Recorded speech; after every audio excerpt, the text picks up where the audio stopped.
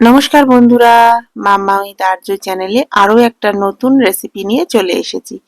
যে কোনো দিন দুপুরবেলায় ভাতের সাথে আলু টমেটো দিয়ে রুই মাছের এই পাতলা অথচ টেস্টি ঝোলটা খেতে কিন্তু মন্দ লাগে না। তারই রেসিপিটা চলো আজকে তোমাদের সাথে শেয়ার করি। তার জন্য কি কি লাগছে প্রথমেই সেটা দেখে নিই। 4 পিস রুই মাছ নিয়েছি, একটা বড় আলু, আধখানা টমেটো, ছোট একটা পেঁয়াজ কুচি করে কেটে নিয়েছি, 1 ইঞ্চি মতো আদা, কয়েকটা কাঁচা লঙ্কা আর অল্প কিছু ধনেপাতা নিয়েছি। কড়াতে সর্ষের তেল দিলাম, তেলটা ভালো মতো গরম হয়ে গেলে মাছের পিসগুলো দিয়ে দিচ্ছি। মিডিয়াম ফ্লেমে মাছগুলো ভালো করে ভেজে নেব। একটা দিক ভাজা হয়ে গেলে উল্টে দেব, অপর দিকটাও ঠিক একইভাবে ভেজে নেব। খুব কড়া করে আমি মাছগুলো ভাজছি না, একটা দিক ভাজা হয়ে গেছে উল্টে দিলাম। এবার দিয়ে দিচ্ছি স্বাদ মতো নুন আর হাফ টিস্পুন হলুদ গুঁড়ো। মাছের দুটো দিকে কিন্তু ভালোভাবে ভাজা হয়ে গেল, এবার মাছগুলো তুলে নেব। মাছ ভাতের প্রতি আমাদের একটা বিশেষ দুর্বলতা আছে। রুই মাছের এই ঝোলটা যদি গরম গরম ধোঁয়া ওঠা ভাতের সাথে থাকে, খানিক আয়েশ করে দুপুরের খাওয়াটা হবে। কড়াতে 1.5 টেবিল স্পুন সর্ষের তেল দিয়েছি, তেলটা ভালোভাবে গরম হয়ে গেলে কেটে রাখা আলুর টুকরোগুলো দিয়ে দিলাম। সামান্য নাড়াচাড়া করে নিয়ে স্বাদ মতো নুন আর 1 টিস্পুন হলুদ গুঁড়ো দিয়েছিলাম। নুন হলুদ দিয়ে মিডিয়াম ফ্লেমে আলুগুলো ভালোভাবে ভেজে নিচ্ছি। আলুটা তুলে নেওয়ার পরে ওই তেলেই একটা দারচিনি ফাটিয়ে ফোড়ন দিলাম। এরপর কেটে রাখা পেঁয়াজটাও দিয়ে দেবো। পেঁয়াজটা মিডিয়াম ফ্লেমে অল্প ভেজে নিয়ে ঢাকা দিয়ে দেবো। মিনিট 2-3 ঢাকা দিয়ে রাখবো। 2-3 মিনিট পরে ঢাকাটা খুললাম, পেঁয়াজটা খানিকটা নরম হয়ে গেছে। এরপর টমেটো কুচি আর আদা বাটা দিয়ে দিচ্ছি। টমেটো, পেঁয়াজ আর আদা বাটা ভালোভাবে মিশিয়ে দেওয়ার পরে খানিকটা নাড়াচাড়া করে ঢাকা দিয়ে দেবো 3-4 মিনিটের জন্য।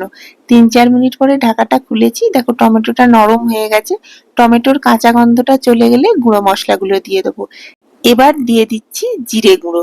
মশলার যে ছোট চামচগুলো হয় সেই চামচের 2 চামচ জিরে গুঁড়ো দিয়েছি। স্বাদ মতো নুন আর অল্প হলুদ গুঁড়ো দিলাম। আমি কিন্তু মাছ ভাজার সময় আর আলু ভাজার সময় নুন হলুদ দিয়েছি। এবার ঢাকা দিয়ে রাখলাম মিনিট 2-এক। 2 মিনিট পরে ঢাকাটা খুলে সামান্য একটু জল দিয়ে লো ফ্লেমে এবার সমস্ত মশলাটা কষিয়ে নেব। দিয়ে দিলাম হাফ টিস্পুন শুকনো লঙ্কা গুঁড়ো আর 2টো কাঁচা লঙ্কা ফাটিয়ে দিলাম। মশলাটা ভালোভাবে কষিয়ে নিয়ে ঢাকা দিয়ে রাখলাম।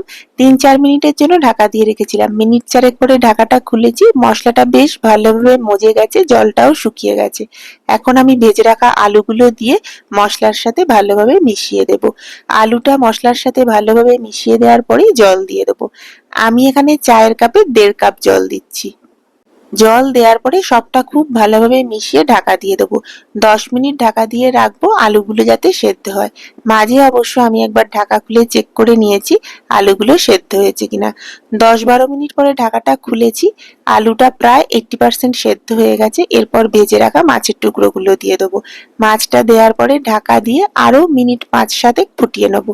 5-7 মিনিট পরে ঢাকাটা খুলেছি, খুন্তি দিয়ে একবার আলুগুলো চেক করে নেবে আলুটা সেদ্ধ হয়েছে কিনা। দেখো আলুটা খুব ভালোভাবে সেদ্ধ হয়ে গেছে, মাছটা ঝোলের সাথে খুব ভালোভাবে মজে গেছে। এবার ওপর থেকে কিছুটা ধনেপাতা ছড়িয়ে দিলাম। ঢাকা দিয়ে মিনিট 10 রাখবো। এই স্ট্যান্ডিং টাইমটা দিলেই একদম গরম গরম ভাতের সাথে এই ঝোলটা খাওয়ার জন্য রেডি। আলু টমেটো দিয়ে রুই মাছের এই পাতলা ঝোলটা যে কোনো দিন দুপুরবেলা গরম গরম ধোঁয়া ওঠা ভাতের সাথে খেতে কিন্তু দারুণ লাগবে। রিকোয়েস্ট রইল তোমরা একবার এইভাবে অবশ্যই বানিও, আর কেমন লাগলো মতামতটা অবশ্যই আমাকে দিও। খুব শিগগিরই তোমাদের সাথে দেখা হবে একটা নতুন ভিডিও নিয়ে। ততক্ষণ সবাই খুব ভালো থেকো, সুস্থ থেকো, আর নতুন নতুন ভিডিও পাওয়ার জন্য আমার চ্যানেলটাকে সাবস্ক্রাইব করে রাখার রিকোয়েস্ট রইল।